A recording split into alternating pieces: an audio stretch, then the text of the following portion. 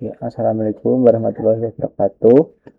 Saya Rafa Adit dengan NIM 25116484 ini akan mempresentasikan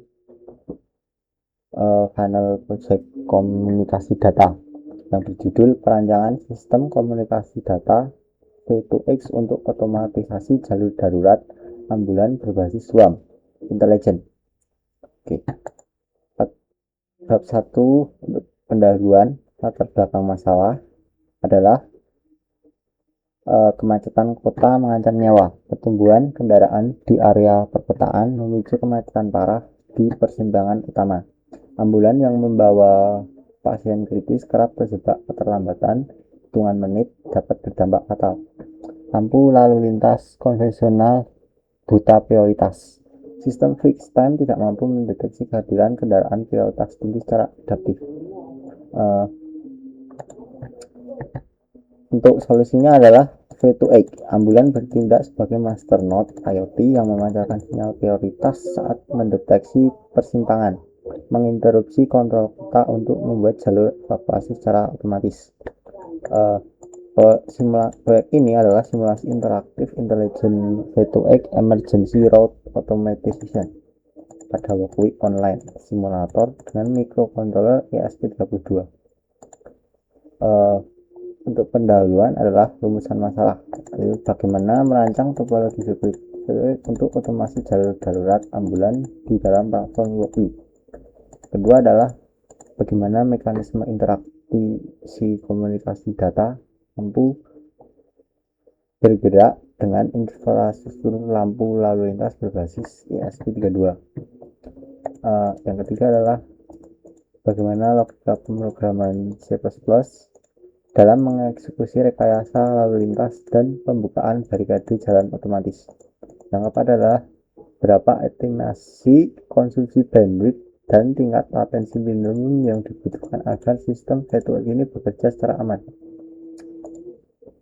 Tujuannya yang pertama adalah merancang arsitektur interkoneksi fisik dan skema pengkabelan digital berbasis ESP32 deskripsi versi 4 di Walkway untuk otomatisasi jalur evakuasi urban. Menyusun skrip logical controller untuk memproses parameter jarak secara adaptif dan menangani interupsi prioritas. Yang ketiga, mensinkron respon ekuator. Rekayasa mampu panel lampu lintas, alarm intermittent, dan pembukaan gerbang barikade evakuasi. Yang keempat adalah analisis efisiensi, yaitu mengevaluasi latensi, ukuran payload, dan kebutuhan bandwidth minimum agar sistem andal tanpa error congestion. Untuk kebutuhan sistemnya di bab 2 ini adalah kebutuhan pengguna adalah low latency transmission, sinyal interupsi yang diterima dalam waktu singkat, failsafe, dan visual indikator. Untuk perangkat kerasnya kita butuh ESP, LED bar, Walkway, dan Walkway buzzer. Untuk perangkat lunaknya Walkway Online di simulator yang berbasis web dan C++ compiler untuk pengkodeannya. Bab 3 ini adalah desain sistemnya. Di bab ini adalah arsitektur jaringan itu beserta komponennya. Ini dev kit, yaitu pemrosesan sentral otak sistem, LED bar, aktuator visual atau lampu lintas adaptif. Yang ketiga adalah Walkway buzzer atau aktuator suara. Yang keempat adalah servo motor yang berfungsi untuk pintu gerbang evakuasi otomatisnya. Kemudian di bab 3 atau desain sistemnya atau versi pemrosesannya. Yang pertama adalah input. Mobil mengirim payload ke key value dari device jarak ke RSU via UDP interval dengan sampling 1,5 detik. Yang kedua adalah edge processing, di mana validasi jarak. Jika jarak lebih dari 100 meter normal, kurang 100 meter, dan lebih dari 0 meter interupsi darurat, dan kurang 0 meter reset ke mode normal.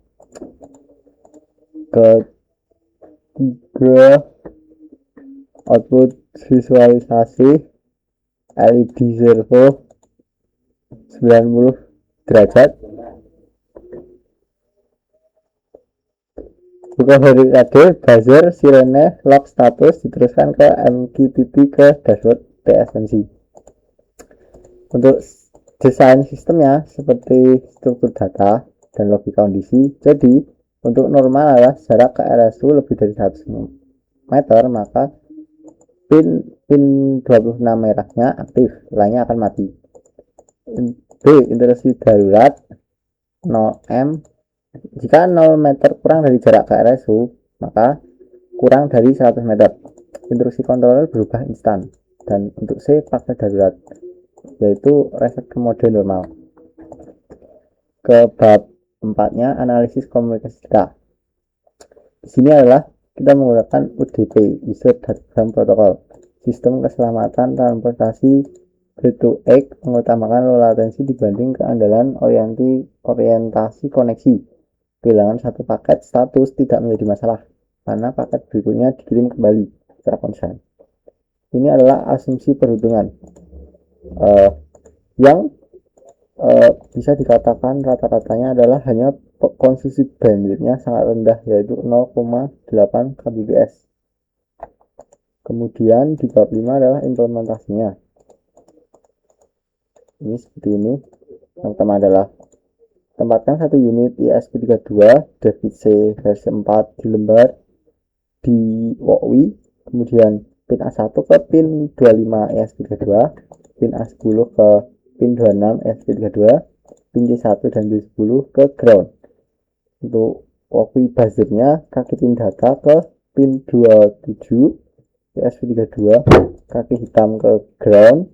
Kemudian untuk WOWI servonya kabel OTN-nya ke pin 14, kabel merah ke 3 P3, kabel hitamnya ground. Untuk kesimpulan, proyek ini berhasil merancang sistem otomasi jalur darat berbasis pada WOWI dengan ESP32. Hasil komputasi tepi mampu menjamin transmisi interupsi darat real time dengan konsumsi bandwidth sangat efisien. Logika Cyberbus terbukti andal merekayasa lampu lalu lintas, sirene, dan barikade evakuasi tepat pada radius kurang dari 100 meter. Pengembangan masa depan yaitu mengganti variabel jarak simulasi dengan sensor ultrasonik atau GPS koordinat nyata di lapangan. Untuk pengembangan protokol IoT skala luas, menambahkan enkripsi jaringan serta integrasi MQTT ke server cloud smart city application. Nah, gitu dulu. Sekian dan terima kasih.